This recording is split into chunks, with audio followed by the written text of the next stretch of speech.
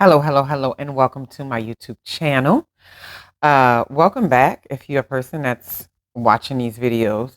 And welcome if this is your first time seeing a video from me. And so it's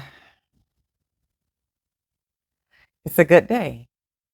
And it's not a good day because anything particular or anything so amazing or anything so outside of the ordinary or anything so prophetic happened. Although there's a few things that I can always say that are doing just fine, right? Um, I want to discuss what it means to be kept. So, you often hear these terms, right? Ooh, my hair looking good. I love when I got new hair. when I when I do the whole shebang and I twist it a little bit and I braid it up and let it loose. It's really, I'm like, oh yeah, I feel fresh for a little while until I start working out again. And then we back to when I need to get it done, right? I try not to be hard on myself with that. I let it be frizzy sometimes just because I'm human. But I was thinking about what it means to be kept, right? A lot of us think about, okay, when you're a kept person, like we think about a woman, like a kept woman, a woman that's like um, has a husband or something, and she doesn't have to go to work if she doesn't want to. She can go shopping as much as she wants to. She might even have children, but they don't want for anything. And we don't really talk about the other side of what a kept woman might mean to a lot of people. Maybe it's a lack of freedom sometimes. But we think about being kept, and we often see the husband or the person that's in somebody's life as the source, right? And I was listening to somebody a second ago. This lady, I can't even remember her name, but I've been subscribed to her for a long time, but I liked her because she had a soothing voice, but I never actually listened to her messages. And today when I was in the car, I just let it play. And it's always like that. It was exactly what I needed to hear. Sometimes we get caught up in forgetting where our true source is. Sometimes we get caught up in forgetting where it is or what it is. What does it mean to be kept, right? I was telling my daughters, now this was somebody else I was listening to. She was doing her testimony about receiving all these government services and all that kind of stuff and how she used to be in that life and she used to, get everything that the government had to offer and everything to raise her children. And, it was a season and, she was like walking to work and catching a bus and she said getting chased by dogs, it's whatever. It was a season. And I was thinking about the many seasons that I've been in and how at any given time I always felt like I was okay. So even when I let the world get to me and the roughness of it or whatever was going on, I never embodied it. And I was explaining that to my daughter and I was like, what is it in you when you don't embody the the hard times in a way that you allow it to be your stopping point, because when I was listening to her talk, she was like, I received WIC, I received food stamps, I had my children on Medicaid, and what she was saying, child care assistance, going to the daycares where they accept child care assistance, the doctor's office where they take Medicaid and all this kind of stuff. And I was just like listening to her talk and I was like, and she was like, and then my kids, they're only 19 months apart. So it was like having twins. And well, my daughters are 23 months apart. And I was just like, I did all that too. Like when I was going through divorce, I had all of that stuff. Like, now mind you, I've been working since I was 15 years old at all kinds of jobs and paying taxes and all that kind of stuff. But when I was going through divorce at the time, for me to be self-sufficient, I had everything short of a Section 8 house. And I guess welfare money because you got to be like flat broke to get the money out the government, TANF, what they call it.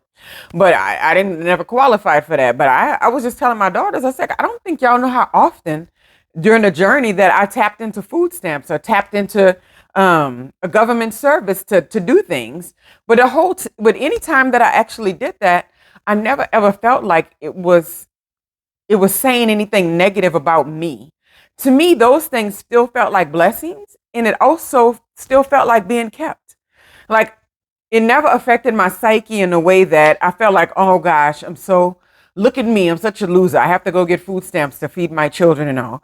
I was so grateful. I mean, they were like 4 and 6 years old. I was so grateful because now I'm looking back. I mean, that was about a decade ago. I was so grateful. I never even thought about, look at me and, this is sad. I got to go sit and get these. I was like, wow, look, I live in a country where women, if you fall flat on your behind and you have find yourself in a situation to where you're not getting the kind of help that's going to allow you to move forward, you can go to somebody. You can go to a support system. You can go and get some services, right? You can go get WIC. She was talking about WIC, and I was like, I forgot all about that. I did that.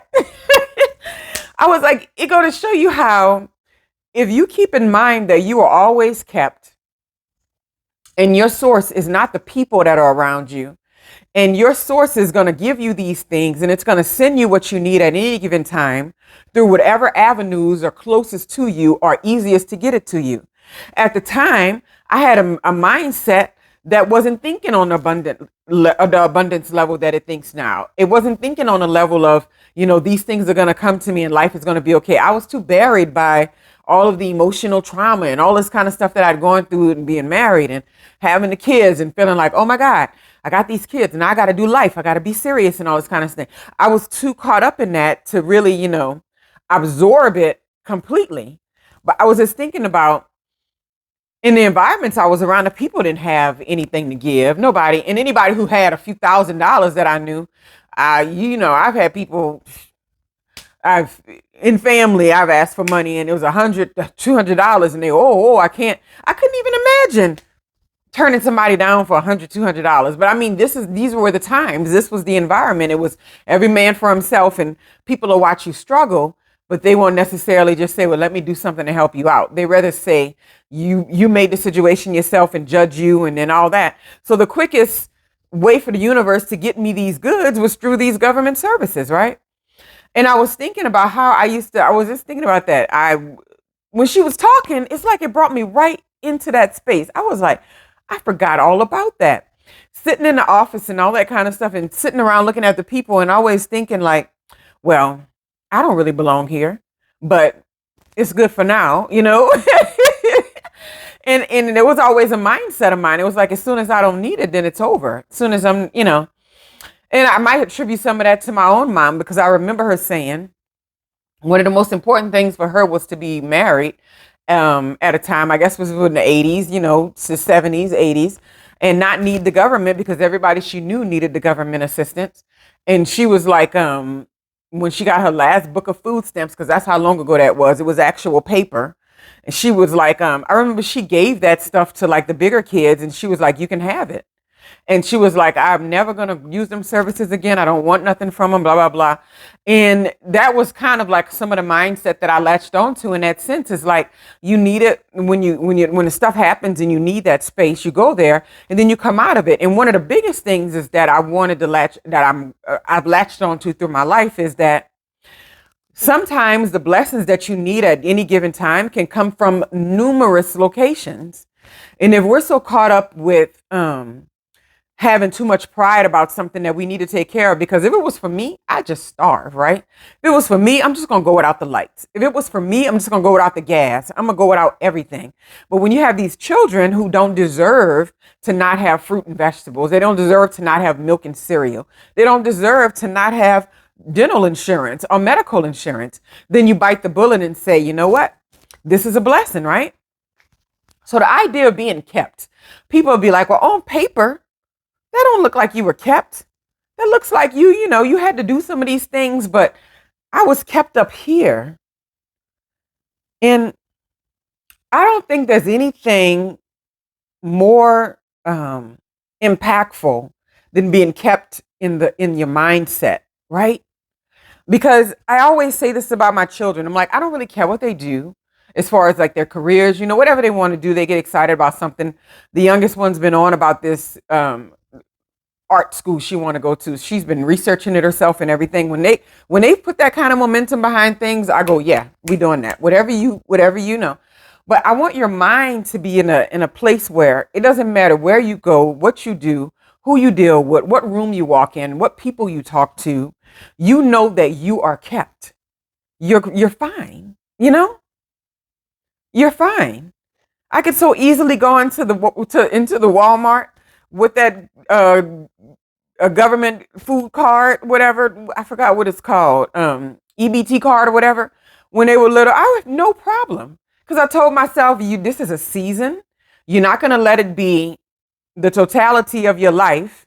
And in this moment in time, it is a blessing, right? And so I think about, and I was talking about this the other day, about all of the things that I've had access to and the people and places and things that have fallen in my lap and the abundance that has been created and people opening doors for me that, weren't open so much for some other people or at a different time in my life. And when I think about that, I'm like, that's nothing but being kept.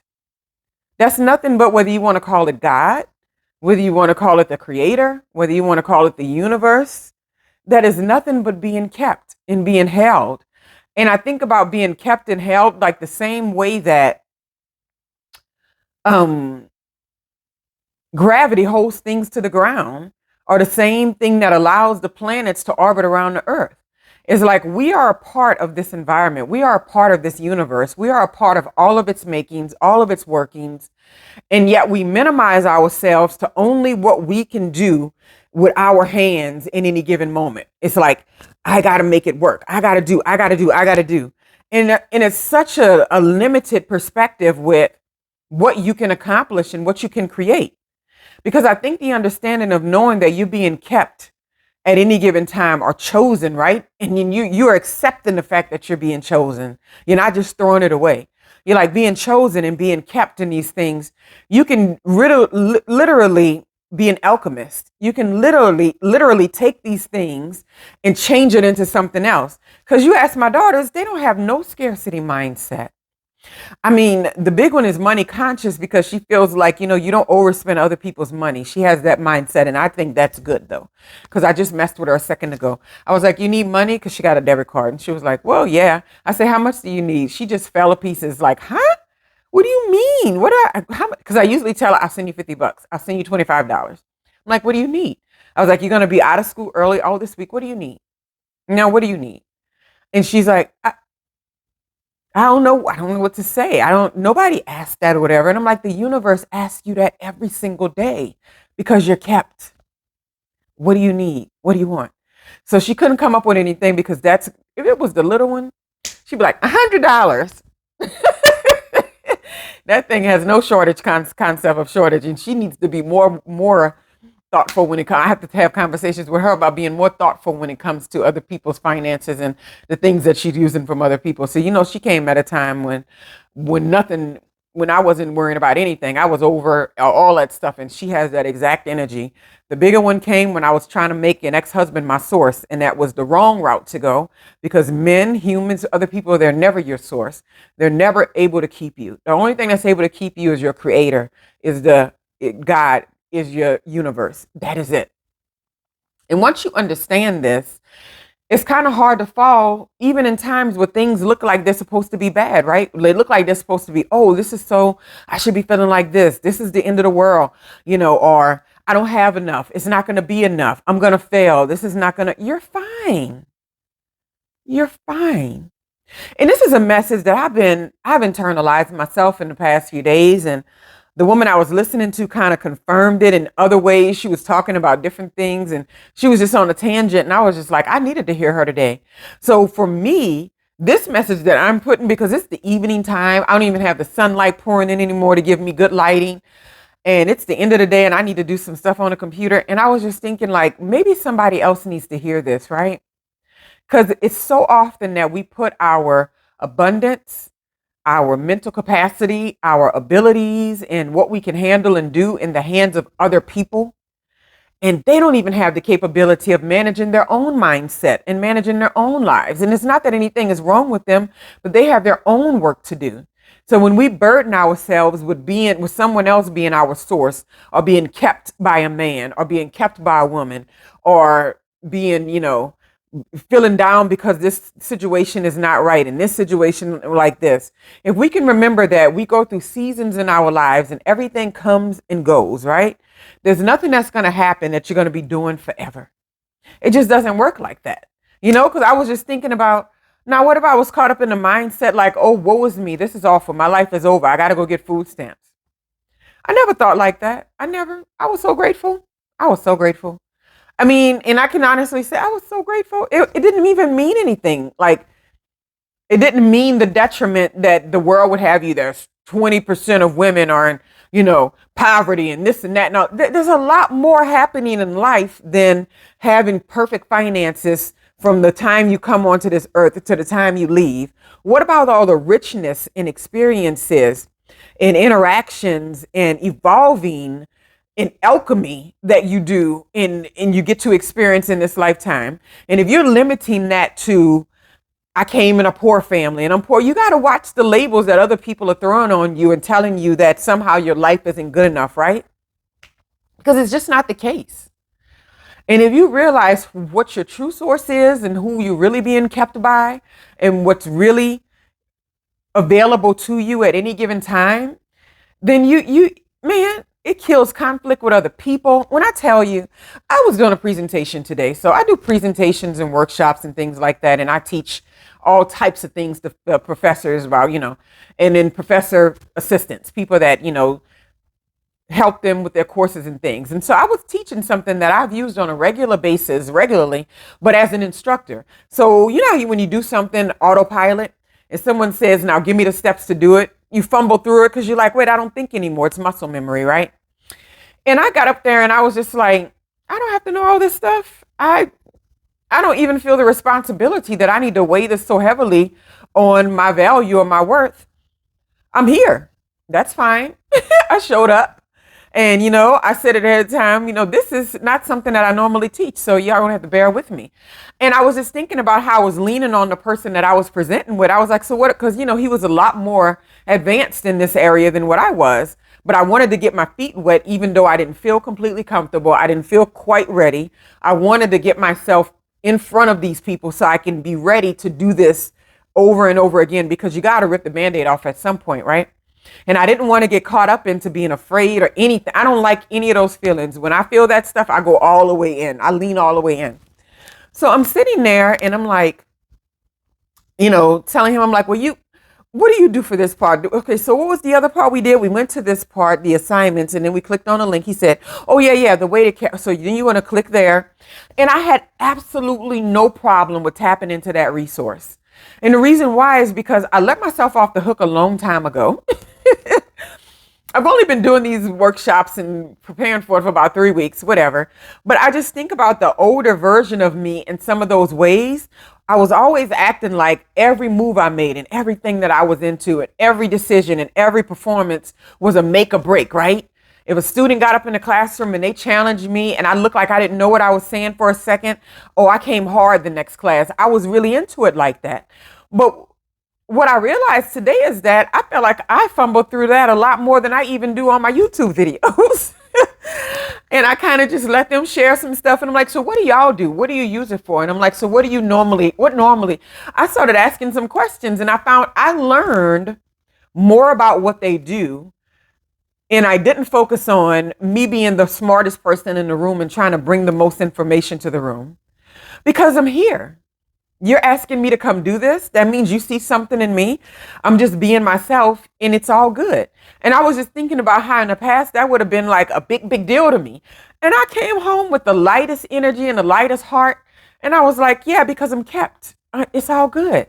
And it's so funny. And people will see you in those lanes. And because of the energy and positive attitude you have and the way that you made people feel was good, they'll ask you to come back and do something again. And you're just like, they want me to come back? I didn't think I was gonna, And so you have to know that even the impression that you're making upon the world, even the interactions that you're having with other people, when people are choosing, they're choosing to see the best in you, and they're gaining a perspective of you, of you being, you're amazing to them to some degree. And I'm just as human like everybody else. I'm flawed here, there, and there. And I mean, you call them flaws. I call them differences. I call them uniquenesses, because really we have nothing to compare it with, right? There's no point of reference but ourselves. But all these things that I feel like they're areas of improvements and stuff, someone else walks up to you and go, wow, you're amazing. I think, so I think sometimes we count ourselves out way too much and way too often. especially when it pertains to looking at our situations for like what's happening right in our face, right? Like, what perspective are you giving your life? What perspective are you giving yourself, right? How are you mistreating yourself mentally, that the way that that God is not doing it, the way that the universe is not doing it, the way that the creator is not doing it? Like, how are you mishandling yourself and not understanding that you're kept? You're fine, you know? I just finished telling my daughter, I was like, you know what? I've been evolving over the past few weeks, and I've been having quite a few things, happen, and not negative things, but just like shifting and changing and new belief systems and mindsets that I, kind of didn't see coming. And I was like, I told her, I was like, I don't feel like I have to work hard anymore. And I'm not talking about like physically hard, because, most people would challenge that you never really work physically. But I worked mentally hard. I said, I don't feel like I have to work mentally hard anymore. I was like, I think I finally gotten to the place, and I feel like I could have gotten here years earlier had I had the mindset that knew that my abundance and my wealth was already there.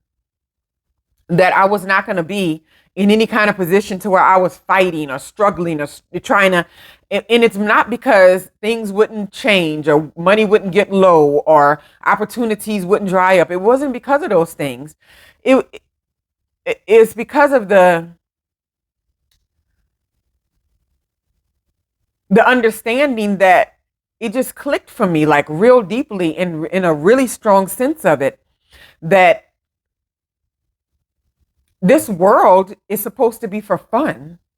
And even though we call it there's horrid things happening and people are experiencing all types of lifestyles and all sort of things, and if we really looked around, we would really have much to complain about anyway. People are experiencing all kinds of things, but when you're still here and you're still getting beautiful responses from the world, and your energy is being mirrored back to you, and it's just gorgeous, like, not your looks, when I say gorgeous, I mean, I mean in a non-literal sense, right? And you realize you're like, I was working so hard to make myself worthy of something that was already available to me. And there were moments where I knew that I was kept, and I knew that everything was okay, and I knew that I was blessed, and I knew that my mind was in the right place. That's why I always tell my daughters, I don't care what you do, keep your mind right, and everything you do will flourish. Keep your mind right. Don't let people get in your head. Don't let yourself beat you up. Don't let anything tell you that what your spirit is, that pure part of you, is not good enough, right? And to understand that you already have it.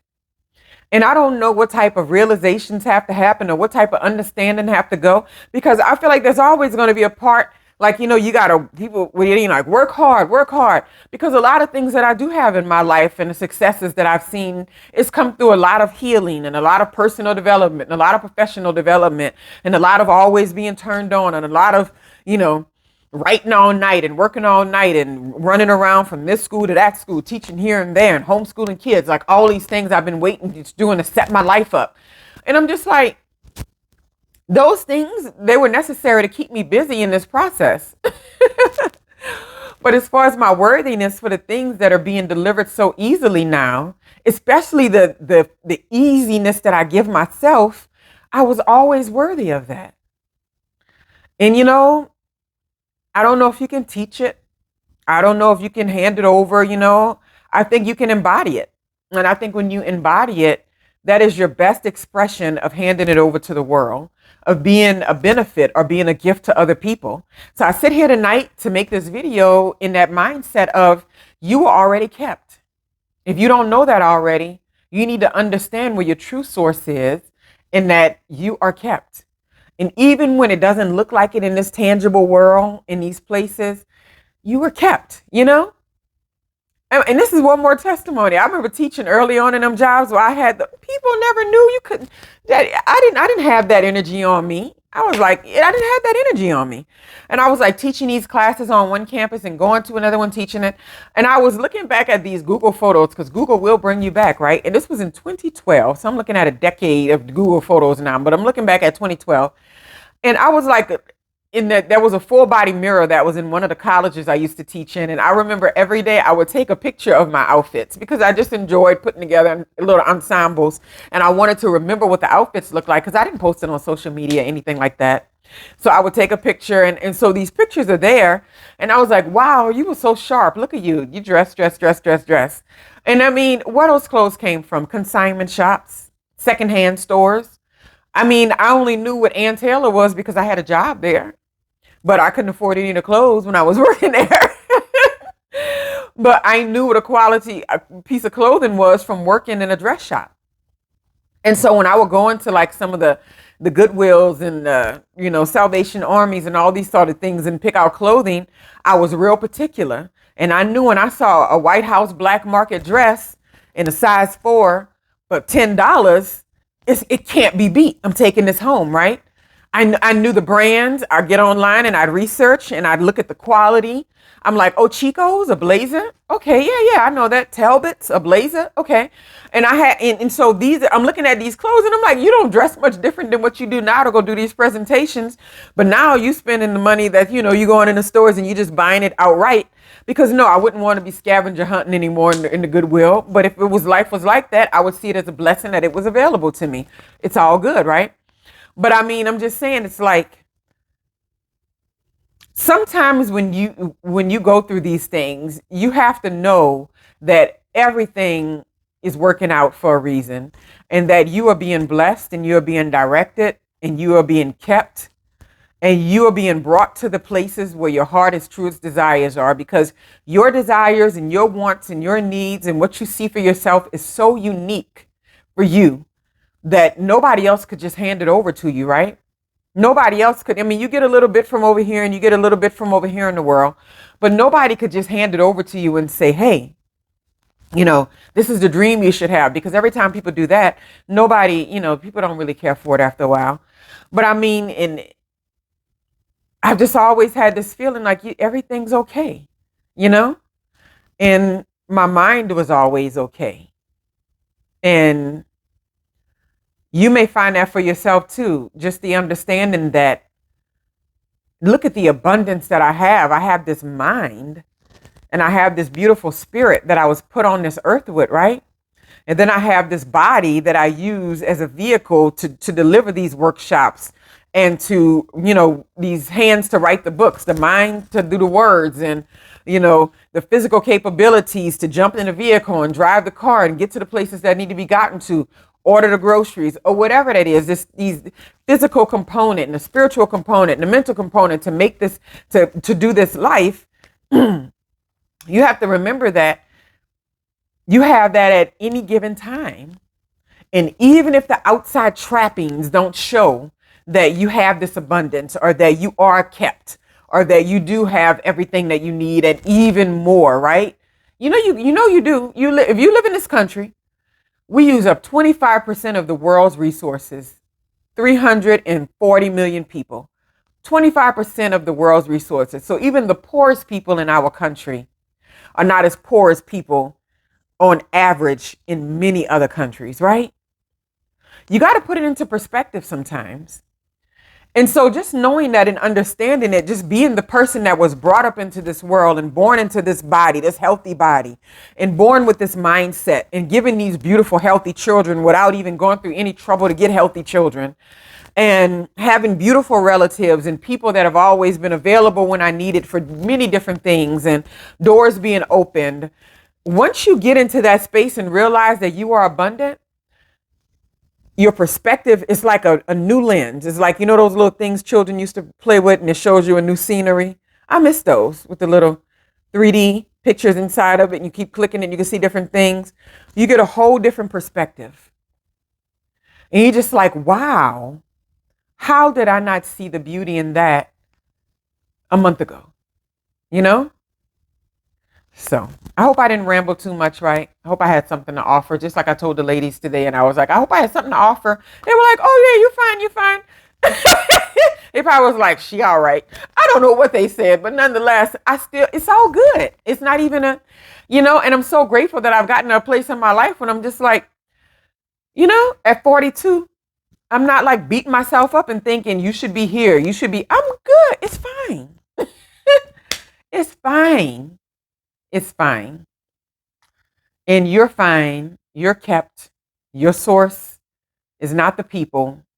The source uses the people, but your source is not the people. So anytime you find yourself grunting or fighting or trying to get something out of somebody or make somebody see something the way you see it, just retract and be like, oh my God, I'm so sorry. I forgot what my source was. And this isn't to belittle the person, because a lot of people will be like, well, I was in front of those ladies in my mindset. I was like, yeah. I wanted to say, I'm sorry, but I'm like, oh, wait, I'm fine. I remember who my source was, right? Because the source is what opens the doors. The source is what opens the people's minds. The source is what allows people to give you the benefit of the doubt in any given situation where it could have looked 100 different ways, because we've all had those situations to where we were doing what we thought was 100% right and someone got us 100% wrong. And you're like, there was nothing you could do to make them see that any differently. It's the same thing with your abundance and being kept. You can walk in a room and fumble 100 different times, but if these people are determined, if the source got into their spirit, because your energy is so strong and convincing, the source get into their spirit and shocks their mind and have them see you in this amazing, beautiful, and abundant light, you can't beat it off with a stick. They will call you back and they will tell you how great you are, and it won't matter how many times you stumble or fumble. They'll be like, we just love having you here. And so it's a season. Whatever it is, it's a season. And just keep that in mind and know that you're kept and know what your true source is, and all is well. Have a wonderful, wonderful day.